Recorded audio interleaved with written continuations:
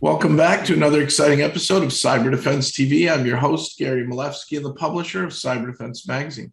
Sitting in my hot seat today is a very special guest. It's Mark Sangster, Vice President of Industry Security Strategies at eSentire.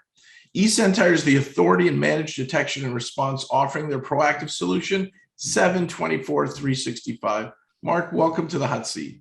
Oh, it's my pleasure. Thanks for having me here. So eSentire is an innovator in MDR. You've broken it down into multiple categories. I used to talk about the 3 R's as read, write, and arithmetic, but responding to events, getting more proactive, remediating, and getting great results. Can you walk us through those things you do more innovatively than others? Yeah, absolutely. At the heart of managed detection response, or MDR, basically means, as you said, right, on a turnkey basis, 24/7, we monitor our clients' environments, and we're looking for suspicious activity. And when we find something, we immediately investigate, and we'll contain it or block it to make sure that it doesn't become business disrupting. And a lot of people get confused in MDR about what the R stands for. So, yes, it stands for at the heart, the response, but we talk about MDR3 because it's also about remediation, and ultimately it's about results, right? So we can go farther. We're not just providing alerts. As I said, we're investigating, but after the fact, if there's been a significant event or we suspect that the threat actors involved may require that company to engage with law enforcement or a government agency, then we're there to support them through that, right? We have all the forensics. We've collected all that information in a sort of a chain of custody so that it could be used in any kind of legal activity if it came to it. But really, it is about the third R, which is the results piece, which is we're here to make sure those businesses don't end up in the headlines, right? That they don't have that kind of massive ransomware based outage. And if you can't prevent that, then all that other stuff, the prevention pieces and identification and detection and so on, it really doesn't matter. So, Mark, you're the author of the book No Safe Harbor. Can you tell us a little bit about the book? And then it seems like that's the big problem you guys are solving, that it doesn't matter what vertical you're in, you're a target. It doesn't matter how big you are. In fact, SMBs to mid-markets get hit harder than the big companies, and they can't bounce back as hard. Yeah, very true. And in fact, that was actually kind of the real driver behind writing the book was, all these, we talk about these Fortune 500 companies and marquee kind of brands that gobble up all the headlines. And, the sad truth is, as you say, right, it's the small and medium-sized businesses, they're the ones that bear the brunt of these kind of attacks. And because of these headlines, they kind of lull themselves into this false sense of security, right? Oh, I'm not a major, hotel chain, or I'm not a major retailer or bank. So why would somebody want to target me? Or, we work in a geolocation that no one's ever heard of. And these kind of, sort of misconceptions. And the problem is, of course, you are a target. You do have something worth stealing. And that's why I wanted to tell some of those stories, right? To unpack them, not as a way of blaming, but more to look at all of the factors that went into those events so that we could then reverse engineer a model by which those, small and medium-sized businesses could protect themselves. And really, that's what MDR was built for, right? That's what it was predicated on. And that's how it, kind of evolved over time. Was these major companies, they have big security operations and massive budgets. And we know small companies can't replicate that. So we wanted to find a way of doing it at an economic scale that we could provide the same kind of class of service that those bigger institutions use, but at the same time, fit that into a package, of course, that was palatable and reasonable for smaller businesses. Now, the less noise, the better. The signal to noise ratio is a problem for a long time. You guys actually have a technology or an idea, a way of deploying MDR better than others, where you talk about multi-signal. Can you explain that a little bit and how that helps actually reduce the noise? Yeah, absolutely. That is critical. So it's about two things, right? It's one, it's collecting enough information, right? And, of course, that creates more signal. And then the fidelity piece of it is about eliminating all the noise to find the parts that matter, right? And a simple analogy would be you open the aperture in a camera, you get more light comes in. So now I'm seeing your entire environment. So not just your network, but things like your endpoints, your cloud-based services, industrial IoT connections, and so on. But of course, that generates far more information, far more alerts. And that's where we've invested heavily in machine learning that helps us eliminate 99.9% of those false positives, right? Because the vast majority of them are false positives. And then we're looking for the real things. And why that's so critical is time is the most valuable commodity in an attack, right? The faster we detect it, the faster we identify that someone's in an environment and we can kick them out before they can do real damage. Or in the case of ransomware, it metastasizes throughout the entire organization and then leads to one of those massive ransomware outages that we read about. That becomes the critical element, right? So by reducing all of that noise, by focusing on the signal, our security experts can dive in. They can do that, as I said, immediate investigation and take action as required. Otherwise, it's effectively you get this massive sunburn because you expose yourself to too much information too quickly, and unfortunately, the real threats get buried in all of that information. So, in a typical deployment, how long does it take for your clients to really get up to speed, and for you guys to feel confident in your MDR capabilities that you've kind of given them a stable, safe, secure environment? And then, when there is real noise, there is real hacking, how quickly do you react to that? Yeah, absolutely. So from a setup kind of perspective or a implementation, that ranges from hours to days, really. But over the first few weeks of the engagement with the client, that's where we start to baseline.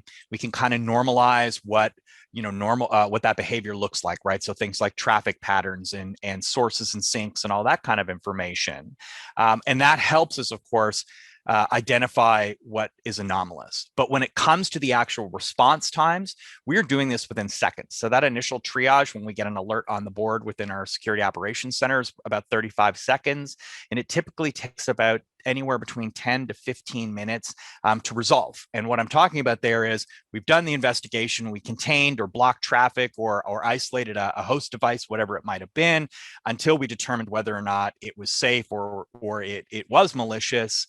And if it's malicious, we've taken that action. So, we're talking minutes here. And again, when I go back to dwell time and threat actors being able to do a lot of damage in a very short period of time, that's why it's critical. So, sometimes I'm frustrated when I read these, bad actors were in the environment for 6 months or 9 months, and whatever the average time is to detection is ludicrous, because if they've been in there for months, think about the damage they've done, the data they've exfiltrated, the business operations, activities, and communications that they've been able to surveil in that time, right? That's incredibly confidential, proprietary information that they've effectively had open exposure to. And then, of course, when they decide to detonate with a far more nasty attack, like let's say a ransomware shutdown, it's too late. And that's why, like I said, this is about seconds and minutes. This is not about days or weeks or months.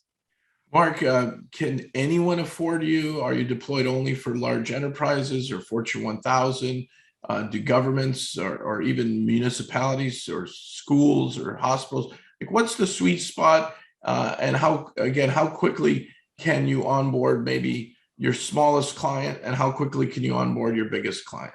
Yeah, I mean, in some type cases, we've onboarded in, like I said, the next day when we've seen something happen and we know that we want to respond immediately. So, we're in that, kind of that close to engagement, and something does happen, and, we want to jump in and protect them. Typically, our client bases range from an employee size, as an example, anywhere from 25 to 25,000 employees. Now, our sweet spot is more in that kind of 250 to, let's say, several thousand employees, that kind of mid-market. And when it comes to the deployment, comes to that kind of detection, it really, there's these other factors, right? As the organization gets larger, they typically tend to have more locations, they have more complexity in their environment, and so on. So, there certainly are factors there, but it is a rapid deployment from that perspective. And across industries, it's kind of all of them, right? We started in finance, but we evolved into things like legal services, healthcare, manufacturing, and those tend to be the top attacks. But we also work in business services, municipalities, education, and so on. So there really isn't a limit here, because at the end of the day, regardless of what kind of business you operate in as a mid-market player, you have assets that are worth stealing. You have a reputation to protect. And as we said, kind of at the beginning of this conversation, you don't have the same level of wherewithal and access to resources that those larger institutions do. The way I like to talk about this is you may be a small company, but you have big company problems in today's threat landscape. Are you guys also kind of like the virtual CISO or the CISO augmenter if I need one or I need some help to really get programs in place that are consistent? Absolutely. So, at the heart of what we do is the MDR service, and that would really be our central pillar.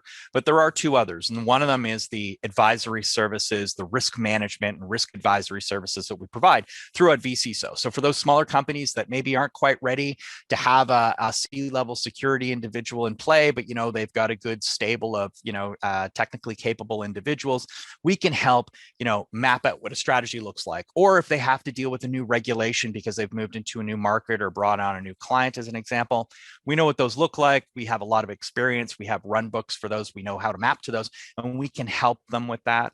And then that third pillar, of course, that I'm just going to touch quickly just to complete the story is incident response. And that is ultimately if you require a retainer for, let's say, a regulatory reason for compliance, or it may also be something like a client requirement, we're there for that.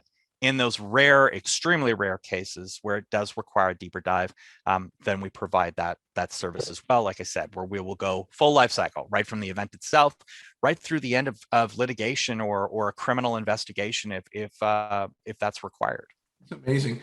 Mark, is there anything you want to share with our viewers and listeners that we haven't covered today? Yeah, absolutely. I think, one of the, and again, I'm going to talk sort of in an emotive way about one of the things I do find frustrating is that, the headlines and sort of the general perception is that many of these small companies don't think they're a target because they don't get focused on in mainstream media. And that's not true. But the second thing that I hear a lot of times is when these big ransomware attacks occur, or other forms of cybercrime as well, is that kind of like, well, we didn't see anything, right? There was no way of stopping it. We didn't know what was going on until this ransom message popped up on our computers and our systems were down.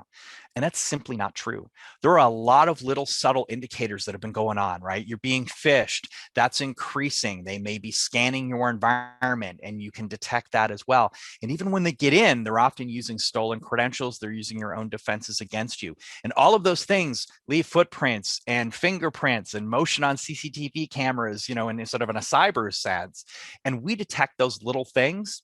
That's how we're capable of stopping them before they turn into these massive business disrupting type of events. So this isn't about futility. This isn't about, we're not a big utility or big government player, so it doesn't matter. You are a target, and you can stop these criminals before it's too late. There is no safe harbor, and that's why we need eSentire. So Mark Sangster, Vice President of Industry Security Strategies at eSentire, you made it through my hot seat. I really enjoyed this interview. You're at a great company, an authority in managed detection and response, and some other great services. Ultimately, getting one step ahead of the next threat, which is what we really need to do, everybody. And nobody is too big or too small of a target lately. So with that said, where would we send our viewers and listeners today? Yeah, I'd encourage you to go to eSentire.com. We've got lots of good resources there. There's a lot of case studies, and many of them fit your profile. So if you're looking, if you're a law firm or a healthcare institution or a manufacturer, take a look on that site. Read the latest security bulletins, because you'll see that our bulletins are coming out before those stories hit the mainstream media. So it's a really good sort of intelligence resource, and also gives you an idea of what you can do to protect your business. That's great, Mark. Thank you, folks. Go to eSentire.com and then come back next time for another exciting episode of Cyber Defense TV. Thank you, Mark.